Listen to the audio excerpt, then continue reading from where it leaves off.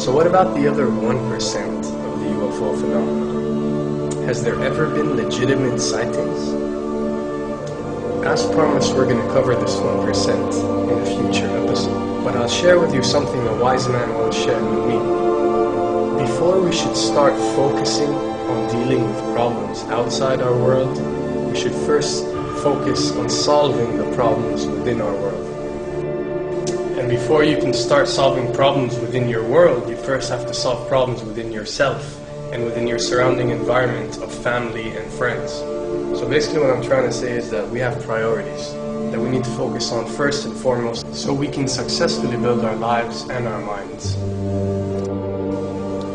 Now, it's no secret that the difference between what the government knows about UFOs and aliens and what is shared or released to the public is extremely enormous. And unfortunately, governments and several organizations on Earth are taking advantage of the UFO phenomenon to achieve worldly agendas. So why do we see particle beams, huge ones, firing at things that are, you were saying 200,000 Gs? Yep. I mean, go over that. Well, because I think it's part of a test for if there are bad guys out there. Or maybe they're doing preparations for faction. We may be looking at more than one faction. Remember, these groups tend to fragment. They fractally fragment so that you have wars within wars within wars. You know. But why would NASA release that footage? Well, remember, you've got all the good guys in NASA, and then you've got a few who are not good guys. The good guys don't know that there's something to keep secret. Remember, the lie's different at every level. They believe the lies they've been told. So when you set up a structure, an institution, which is supposed to be open and above board and is supposed to present live TV of the shuttle mission, they present live TV. Now, the controllers can't say, oh, well, you can broadcast this, but you can't broadcast that.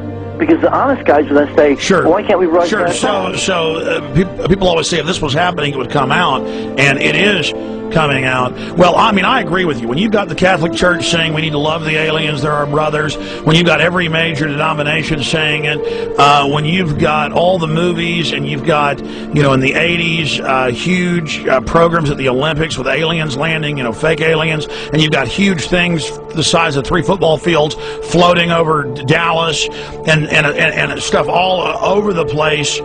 Something's going on, and then I read government documents about fake extraterrestrial landings. You know, any of this. Why? I mean, you believe it's fake. Remember Operation Northwoods? Yes. Okay. Or we can go to the, September 11th. Governments do huge, big things to sway populations at key nodal points in history. They love hoaxes. Yeah, well, they manufacture history is what it is. We are building, I mean, all my UFO friends, I need to shake them because they're so, frankly, they're extremely naive, Alex. They really believe we're building toward disclosure.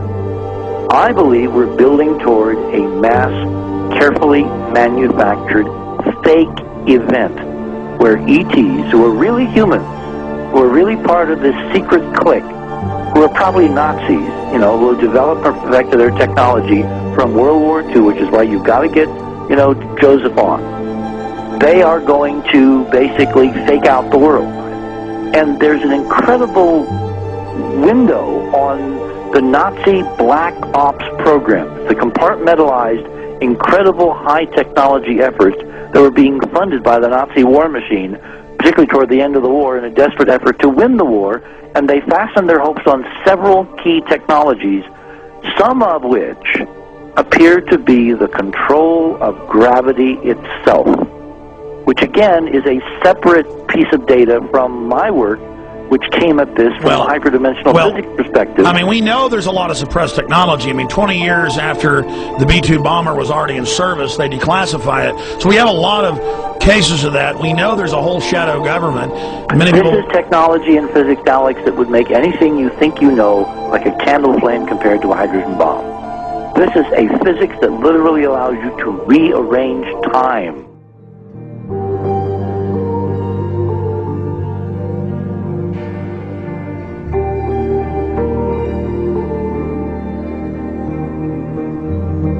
experiment. But I mean, imagine you've got all these compartments in these pyramids, pyramids within pyramids of compartmentalization. That's why that's the New World Order symbol.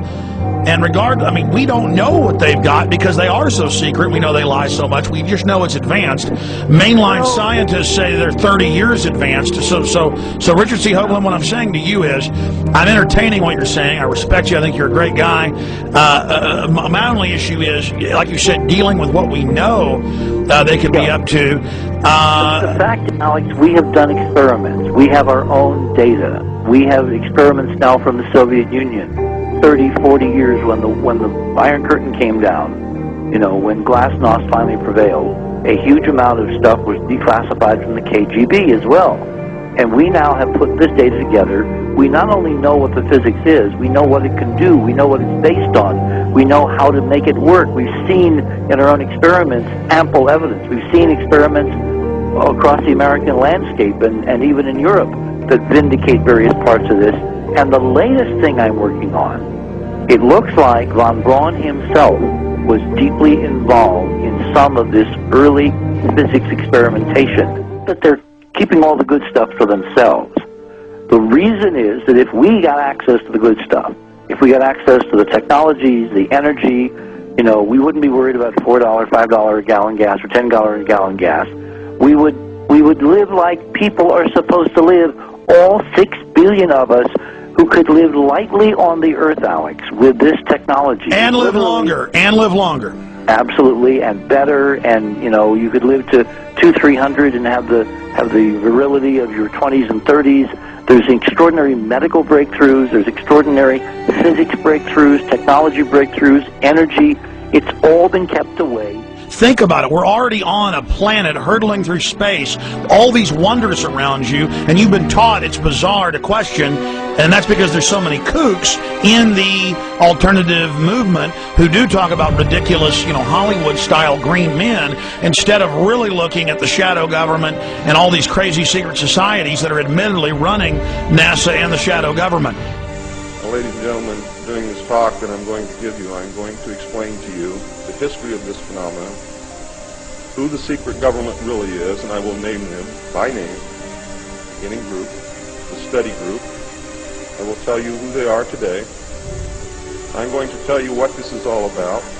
I'm going to tell you who's selling drugs to your children, and I'm going to tell you why the United States government is afraid for you to find out what the truth is regarding UFOs.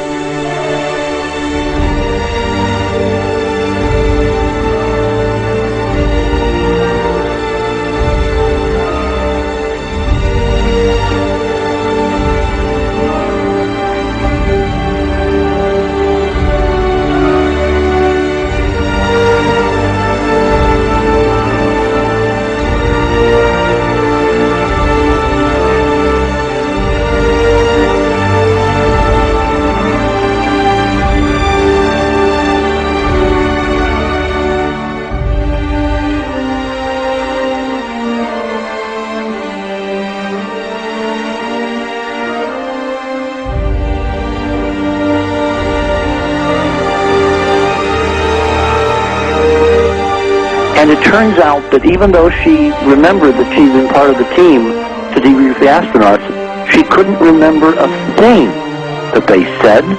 She couldn't remember why she no longer was working with NASA.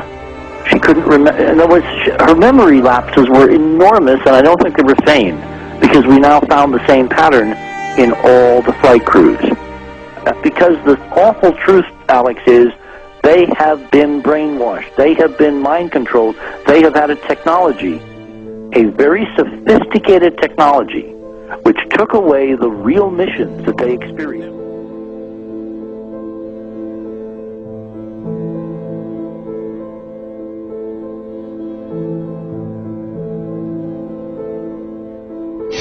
Sorry.